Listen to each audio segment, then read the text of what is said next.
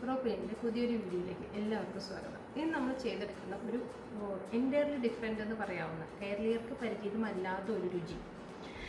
Basically ഇത് പനിയാരം അല്ലെങ്കിൽ പാടു ഇതാണ് കേട്ടോ അതിൻ്റെ പേര്. പനിയാരം അല്ലെങ്കിൽ പാടു, ഇത് ഈ ഒരു പേരിലാണ് ഇത് അറിയപ്പെടുന്നത്. ബേസിക്കലി അത് തമിഴൻസ് അല്ലെങ്കിൽ ആന്ധ്ര, കർണാടക ആ നാട്ടിലുള്ളവരുടെ ഭക്ഷണത്തിൽപ്പെട്ട ഒന്നാണ്. പക്ഷേ നമ്മൾ മലയാളികളെ സംബന്ധിച്ചിടത്തോളം നമുക്കത്ര ഫെമിലിയർ ആയിട്ടുള്ള പേരല്ലായിരിക്കാമില്ല. പക്ഷെ നമുക്ക് മലയാളികൾക്ക് ഏറ്റവും എളുപ്പം അല്ലെങ്കിൽ നമ്മുടെ കയ്യിലുള്ള നമ്മളെന്നും ഇഡ്ഡലിയും ദോശയൊക്കെ നമ്മുടെ ബ്രേക്ക്ഫാസ്റ്റിലും നമ്മുടെ വീട്ടിലെ എല്ലാ വീടുകളിലും ഉണ്ടാവും ഇഡ്ഡലിയുടെയും ദോശയുടെയും ബാറ്റർ.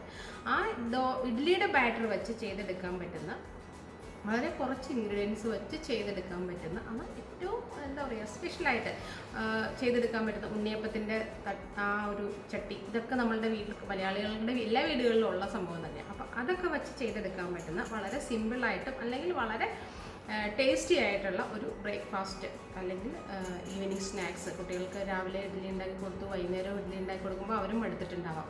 അപ്പോൾ അങ്ങനെയുള്ള അമ്മമാർക്ക് അല്ലെങ്കിൽ അങ്ങനെയുള്ള സ്ഥിരം നമുക്ക് ഇതൊരേ മെനു പറ്റില്ല എന്നുള്ള അവർക്ക് വേണ്ടിയിട്ട് ചെയ്തെടുക്കാൻ പറ്റുന്ന വളരെ ഈസി ആയിട്ടുള്ള ഒരു മെനു. അപ്പോൾ പോകാം വീഡിയോയിലേക്ക്. പനിയാരം ഉണ്ടാക്കാൻ നമ്മൾ എടുത്തു വച്ചിരിക്കുന്ന വെജിറ്റബിൾസ് ആണ് അത് മിക്സ് ചെയ്യാൻ ഉപയോഗിക്കുന്നത്. ഒരു ചെറിയ കഷ്ണം ഉള്ളി, ഒരു ചെറിയ പീസ് ഇഞ്ചി, 1-2 പച്ചമുളക്, കറിവേപ്പില, കുറച്ച് മല്ലിയില. നിങ്ങളുടെ ടേസ്റ്റിനനുസരിച്ച് ഇതിൻ്റെ അളവ് കൂട്ടുകയും കുറയ്ക്കുകയും ചെയ്യാം. അര കഷ്ണം ഉള്ളി അരിഞ്ഞിട്ടു ശേഷം പച്ചമുളക് ചെറുതായിട്ട് അരിഞ്ഞിടുക. അതുപോലെ തന്നെ എല്ലാം ഇഞ്ചി, കറിവേപ്പിലയും മല്ലിയിലയും എല്ലാം ചെറിയ ചെറിയ കഷ്ണങ്ങളായിട്ട് പീസായിട്ട് കട്ട് ചെയ്തിടുക.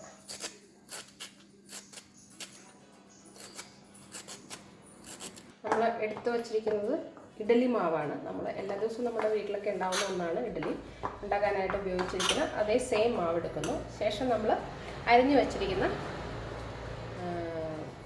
ഉള്ളി, ഇഞ്ചി, പച്ചമുളക്, പിന്നെന്താണ് കറിവേപ്പില, അതുപോലെ മല്ലിയില, ഇതെല്ലാം കൂടെ കൂടിയിട്ട് അരിഞ്ഞു വച്ചിരിക്കുന്ന അത് ഇതിനകത്തേക്ക് ആഡ് ചെയ്യുന്നു.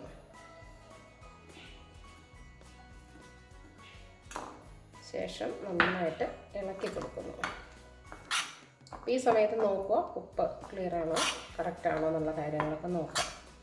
ഇതേ ഉള്ളൂ. കാരണം നമ്മുടെ വീടുകളിൽ എല്ലാ ദിവസവും ഉണ്ടാകുന്നതാണ് ഇഡ്ഡലിയൊക്കെ. അപ്പോൾ എന്തായി വൈകുന്നേരം ഈവനിങ് ആയിട്ട് സെയിം ഇഡ്ഡലി തന്നെ കൊടുക്കുമ്പോൾ ഒരുപക്ഷെ കുട്ടികൾക്ക് അത്രത്തോളം അങ്ങ് ഇഷ്ടപ്പെട്ടു എന്നിരിക്കില്ല. അപ്പോൾ ഒരു വെറൈറ്റി ചെയ്യാൻ പറ്റുന്ന ഏറ്റവും എളുപ്പം ചെയ്തെടുക്കാൻ പറ്റുന്ന ഒരു ഐറ്റം. ഇതിനകത്തേക്ക് നമ്മൾ വളരെ കുറച്ച് കേട്ടോ, നമ്മൾ ഉണ്ണിയപ്പം ഉണ്ടാക്കുന്ന പോലെ ഒന്നും ഒഴിക്കേണ്ട, ജസ്റ്റ് ഇതിനകത്തൊന്ന് തടവി കൊടുക്കുക കുറച്ചെണ്ണ. നമ്മളുടെ ഉണ്ണിയപ്പച്ചട്ടി നന്നായിട്ട് ചൂടായിട്ടുണ്ട്. ശേഷം നമ്മൾ എടുത്തു വച്ചിരിക്കുന്ന മാവ്, മിക്സ് ചെയ്ത് വച്ചിരിക്കുന്ന മാവ് ഓരോരോ കുഴികളിലൂടെയും ഒരു 1/4 ഭാഗം നിറയുന്ന പോലെ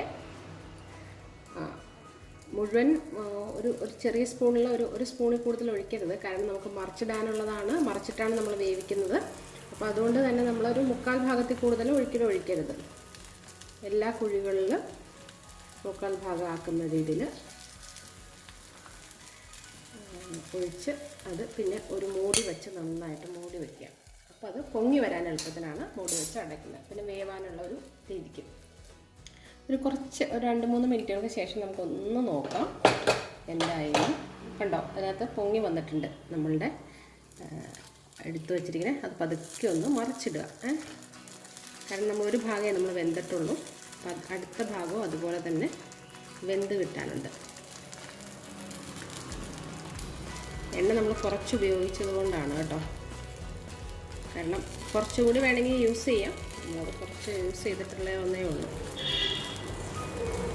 നമ്മൾ ഈ ചട്ടിയിൽ വെറുതെ ഒന്ന് തൂത്ത് കൊടുത്തിട്ടേ ഉള്ളൂ. സിം കുറയ്ക്കുക കേട്ടോ, ശരിക്കും കുറച്ചിട്ടാൽ മതി. കാരണം അത് ഉള്ളു വെന്ത് വരണ ഒരു സമയം വേണ്ടി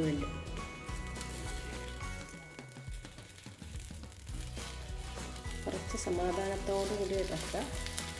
കാരണം നമ്മൾ എണ്ണ കുറച്ച് യൂസ് ചെയ്തിട്ടുള്ളത് കൊണ്ട് അത് ഇളകി വരാനായിട്ട് ഒത്തിരി സമയം നമ്മൾ ആദ്യം ചെയ്തെടുക്കണമായതുകൊണ്ടേ അപ്പച്ചട്ടി ഒന്ന് റെഡിയായിട്ട് വരണം. അതുകൊണ്ടാണ് ആ ഒരെണ്ണം അങ്ങനെ ആയിപ്പോയത്. പക്ഷേ അത് 1-2 തവണ ചെയ്തെടുക്കുമ്പോൾ അത് സ്മൂത്തായിട്ടിങ്ങ് പോകുന്നുള്ളൂ. അതിൻ്റെ ടെൻഷനൊന്നും വേണ്ട. ഇതുപോലെ തന്നെ മറ്റേ സൈഡും നന്നായിട്ട് വെന്തെടുക്കണോടം വരെ എടുത്ത് വയ്ക്കുക. സാധാരണ നമ്മൾ ഉണ്ടാക്കുന്ന ഇഡ്ഡലി എല്ലാ ദിവസവും നമ്മൾ കുട്ടികൾക്ക് ഉണ്ടാക്കി കൊടുക്കുന്ന ഇഡ്ഡലിയേക്കാളും അതിൻ്റെ ടേസ്റ്റ് നന്നായിട്ട് വ്യത്യാസം. ഒരു പ്രാവശ്യം ഉണ്ടാക്കി നോക്കിയാൽ നമുക്ക് മനസ്സിലാവും, നല്ല വ്യത്യാസമുണ്ട്. എനിക്ക് തോന്നുന്നു ഇതിൻ്റെ കൂടെ നമ്മൾ വെളുത്ത പച്ചമുളക് അരച്ചിട്ടുള്ള തേങ്ങാ ചട്നിയാണ് നമ്മൾ ഇതിൻ്റെ കൂടെ യൂസ് ചെയ്യുന്നത്. തേങ്ങാ ചട്നി ഇതും ഉണ്ടെങ്കിൽ സുഖമായിട്ട് നമുക്ക് ഈവനിങ് സ്നാക്സ് ആയിട്ടോ മോർണിംഗ് ബ്രേക്ക്ഫാസ്റ്റ് ആയിട്ടോ അതൊക്കെ നമ്മളുടെ ഇഷ്ടം, എങ്ങനെ വേണമെങ്കിലും നമുക്കത് കഴിക്കാൻ പറ്റും.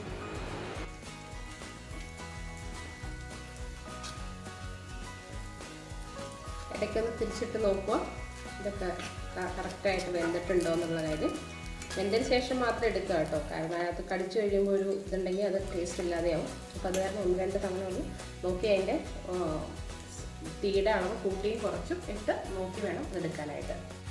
നമ്മളുടെ ഇത് പനിയാരം അങ്ങനെ റെഡിയായി. ആദ്യത്തെ ട്രിപ്പ് അതൊക്കെ ഒരു പ്ലേറ്റിലേക്ക് എടുക്കുക.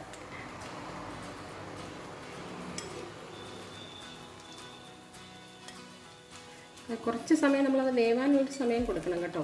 കൂടുതൽ ഫ്ലെയിം കൂട്ടിയിട്ട് കഴിഞ്ഞാൽ എന്താ പ്രശ്നം എന്ന് വെച്ചിട്ടുണ്ടെങ്കിൽ അത് അകം വേവാതെ വരും. അത് കാരണം അതൊന്നും ശ്രദ്ധിച്ചാൽ മതി, ബാക്കിയൊന്നും പ്രശ്നമില്ല. കണ്ടോ?